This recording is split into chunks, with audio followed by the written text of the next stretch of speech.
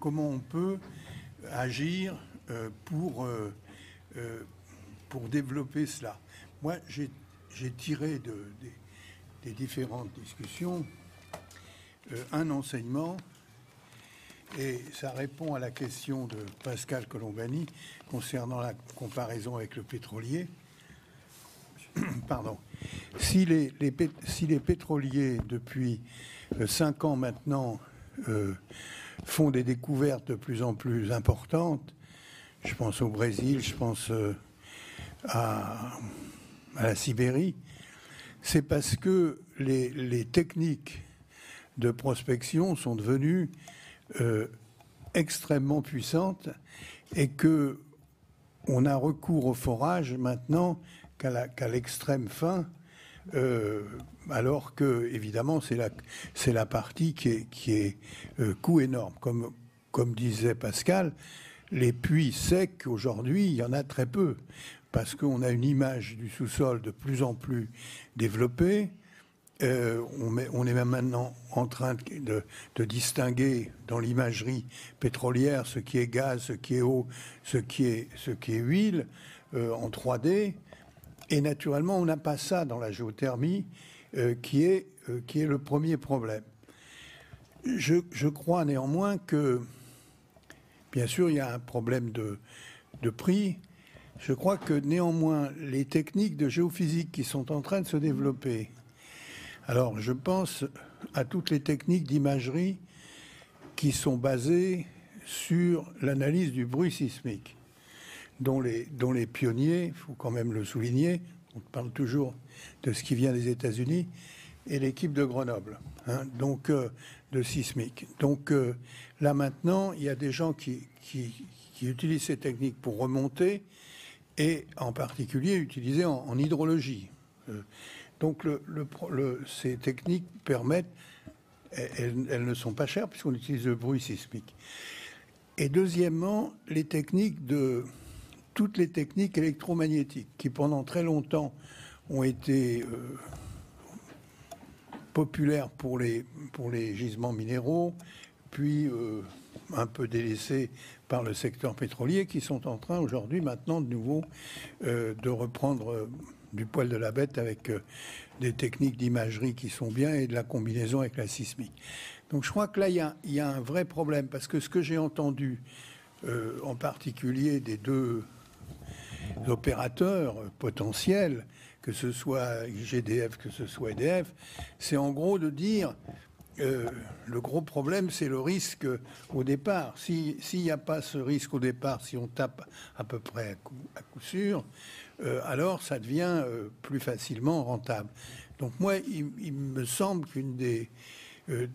bon, alors maintenant, je m'adresse au directeur de l'Institut de physique du globe pour savoir comment il voit les choses, puisque on a mis au point, on a mis sur le tapis ce problème-là.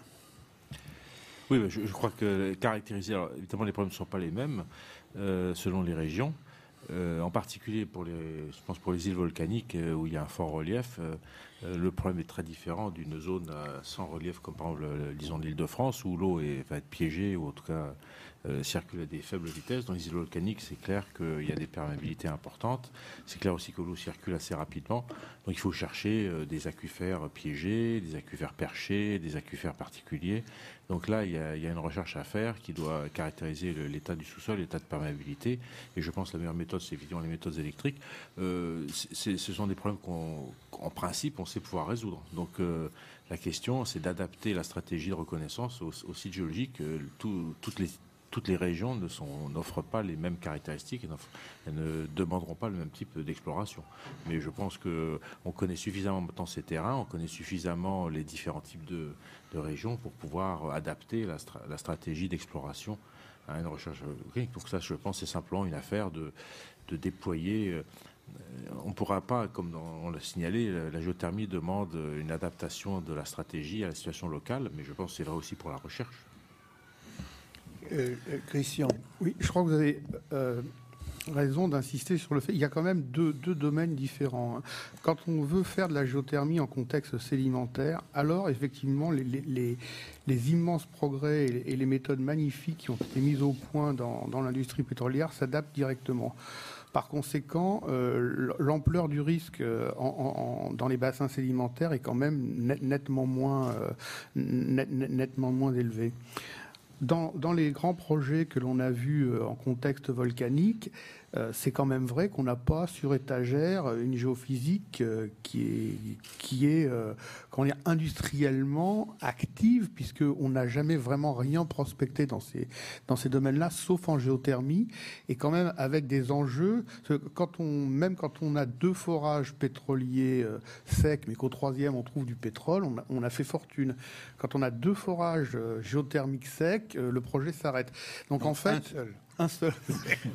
Donc en fait, le Conseil général se met boucle le projet. En fait, je crois comme vous qu'on a, disons, beaucoup à espérer de méthodes géophysiques améliorées en contexte de socle, mais que pour l'instant, c'est encore quelque chose qui va demander à la fois au niveau recherche et à la fois au niveau des compagnies de services un investissement. Donc, il faut que le secteur géothermique soit suffisamment intéressant pour eux. J'ajouterais quand même qu'il y a plusieurs choses que l'on voit poindre pour réduire les risques d'exploration.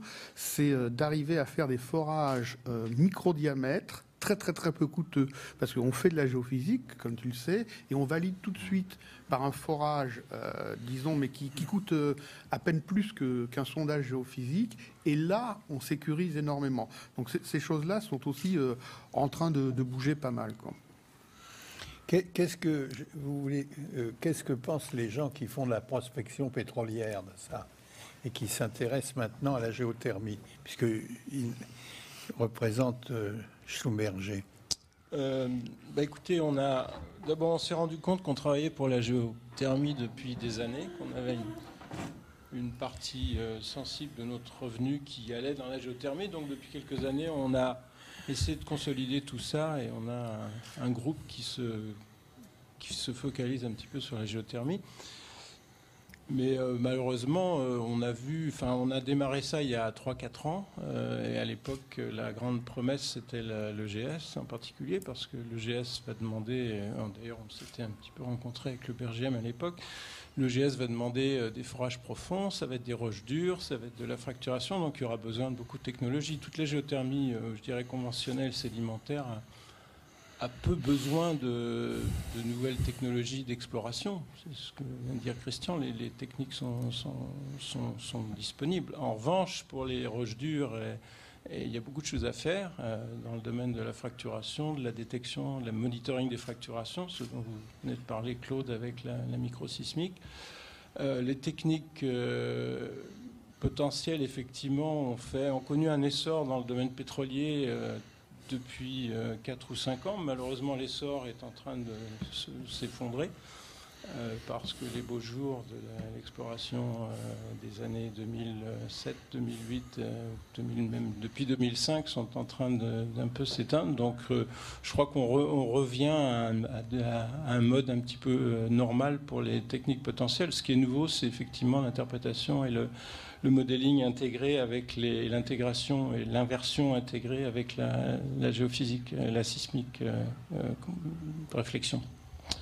Donc en fait, toutes ces techniques sont prêtes, mais les projets ont une fâcheuse tendance à rester à mourir dans l'œuf. On a eu beaucoup d'ambitions au Chili, beaucoup d'ambitions effectivement aux États-Unis, mais il y a des tas de compagnies aux États-Unis qui financent des projets, qui les prennent de bout en blanc, des compagnies comme Ormat, qui sont en difficulté financière depuis 2-3 ans. Donc les choses sont pas encore simples. Et je crois que le problème, il est surtout économique. Il n'est pas technique. Mais il est vrai que la courbe de Deloitte que vous avez montré, monsieur Brière, est un peu un eye-opener, comme on dit en anglais, à savoir que oui, 80% du risque se passe au début des projets et 80% du risque devrait être mitigé entre la géophysique, les techniques de forage, les techniques de complétion, etc. Donc je crois que la technologie est là dans la plupart des cas, mais je crois que l'économie et la profitabilité du projet n'est pas encore très claire, en tout cas en fonction des pays, en fonction des situations géologiques, mais surtout économiques. Je crois que ça fait beaucoup de mal au dernier essor de la géothermie. Dans notre vue, c'est le prix du gaz qui a chuté considérablement. Et ça a tué beaucoup de projets dans les 2 ou 3 dernières années. Moi, je voudrais demander... Oui, je voulais peut-être faire quelques interventions. Nous, on voit à Soultz, on a des pétroliers qui viennent nous voir. Et en fait, on s'en rend compte qu'ils ne connaissent pas trop le granit. Alors, ils ont des champs dans le granit. Maintenant, il y a des champs pétroliers de granit, mais ils ne connaissent pas trop finalement la physique du granit. Donc, ils sont plus à l'aise dans des domaines sédimentaires.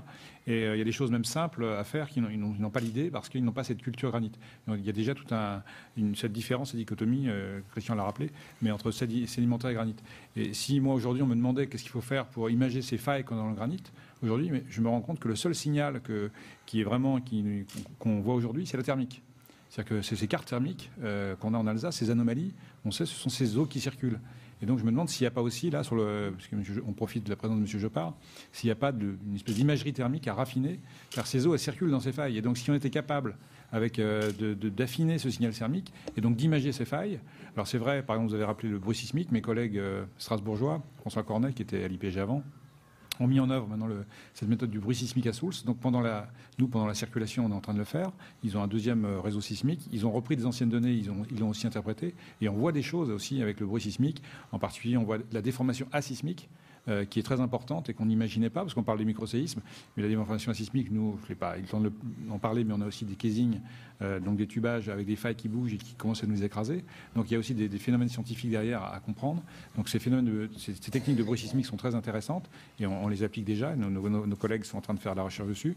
Mais moi, je me demande s'il n'y a pas aussi des aspects thermiques à raffiner, parce que aujourd'hui, le seul message que je vois à partir des données qu'on a, c'est cette anomalie thermique. Et si on était capable d'être plus précis, peut-être qu'on arriverait à localiser nos structures en 3D. Parce que c'est ça qu'on cherche dans du granit à grande profondeur. Je ne connais pas de technique capable d'imager, avec précision. Si on n'a pas de puits, c'est une structure 3D. Ben, vous avez ouvert cette partie. Je voulais demander, alors, qui commence entre EDF et GDF, qu'est-ce que vous souhaitez dans les progrès scientifiques, je dirais, dans les progrès de recherche? Qu'est-ce qui, pour finalement améliorer et diminuer vos risques? Vous voyez quoi? Vous espérez quoi? Je ne sais pas si je peux ajouter grand-chose à ce que vient de dire M. Jeanterre. Effectivement, c'est cette partie caractérisation. D'un point de vue concret, moi je crois qu'on a une occasion avec les 3 AMI, les AMI de l'ADEME, et pour nous, EDF, c'est les 3 qui viennent. Ça va être vraiment l'occasion de solliciter les compétences scientifiques et industrielles pour, sur des cas précis, progresser sur ce que vient de dire Jeanterre. Donc là, moi j'attends beaucoup des 3, des AMI de l'ADEME, en espérant qu'on sera retenu pour pouvoir progresser, nouer les partenariats. Je crois beaucoup au partenariat aussi, c'est-à-dire que je crois effectivement que, en ce qui concerne EDF, on ne peut pas tout prendre en charge. Nous sommes développeurs exploitants du système électrique, et la partie sous-sol, ça ne sera jamais notre métier, donc on a besoin de partenariats avec des gens qui montent aussi en compétences pour réduire les risques qui viennent d'être dits, quoi. Oui, de façon complémentaire, donc évidemment la question de la réserve, du réservoir est essentielle, et il y a un aspect d'information géologique qui ne peut que faciliter ensuite les développements industriels, et tout ce qui peut être fait pour améliorer cette information est bienvenu. Je me demande si, en poursuivant sur la comparaison avec le pétrole, il n'y aurait pas aussi des mesures d'ordre politique et fiscal pour faciliter les périodes d'exploration, parce que ce que vous observez, c'est que les États qui veulent faciliter l'exploration de leurs réserves fossiles souvent mettent en place des dispositifs particulièrement avantageux pour la phase d'exploration, qui est une phase à haut risque et où les risques d'échec total existent, pour mieux, je dirais ensuite, se rattraper sur la phase de production.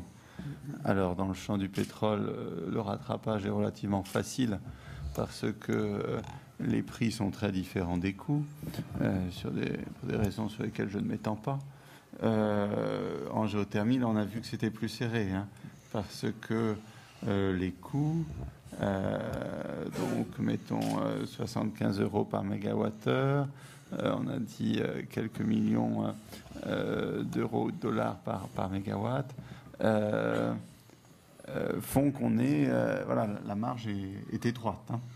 Mais je me demande s'il n'y aurait pas lieu de réfléchir à la façon dont la structure législative et fiscale pourrait faciliter la phase d'exploration, la phase à risque.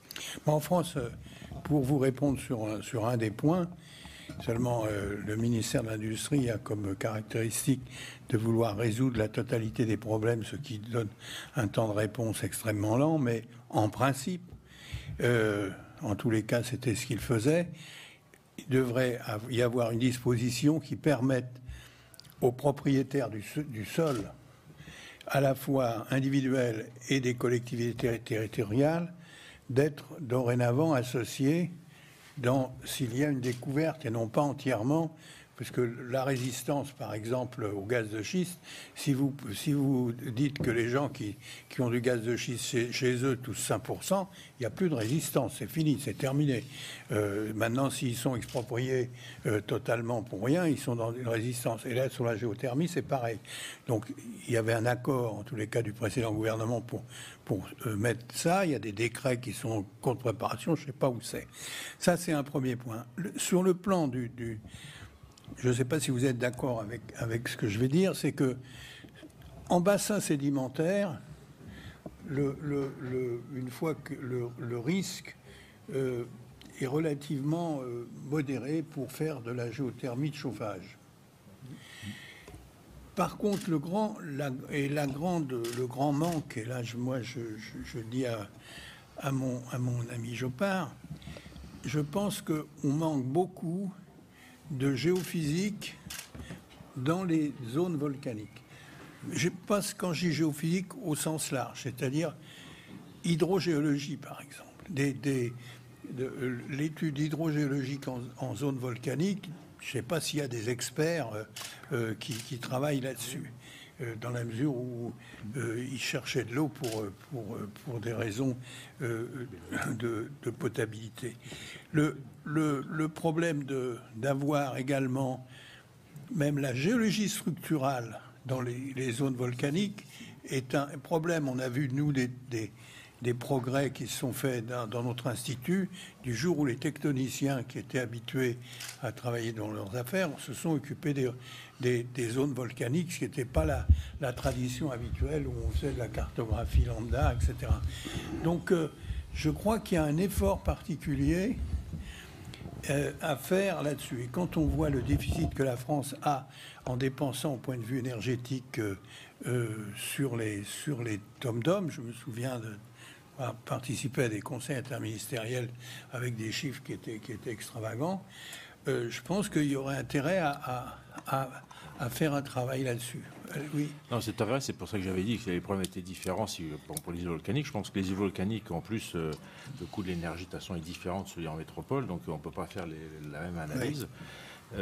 C'est vrai que la géophysique n'a pas été développée suffisamment. C'est vrai aussi que c'est là qu'il y a besoin de partenariat, parce que l'analyse, par exemple, de la stabilité des pentes en domaine volcanique, ça peut intéresser d'une part les populations, puisque c'est un risque qui peut affecter les villages. Ensuite, ça va déterminer en grande partie le type de réseau de circulation d'eau qu'il peut y avoir.